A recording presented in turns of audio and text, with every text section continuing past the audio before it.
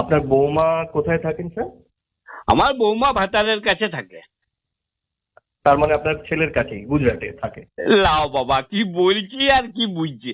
বলি বর্ধমান জেলাতে ভাতার বলে একটা জায়গা আছে, ওই তার কাছে একটা গ্রামে আমার বৌমার বাপের বাড়ি আর কি। ওইখানেও আইসিডিএস করে।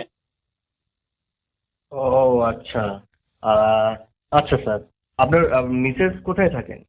ও ভাতারের কাছেই থাকে। তার মানে আপনার বৌমার কাছেই থাকেন। লাও বাবা, কি বলছি আর কি বুঝছেন আপনি। বলি আমার বউ আমার কাছেই থাকে, বলি আমি তো আমার বউয়ের ভাতার নাকি। বাপরে। আচ্ছা ঠিক আছে ঠিক আছে স্যার।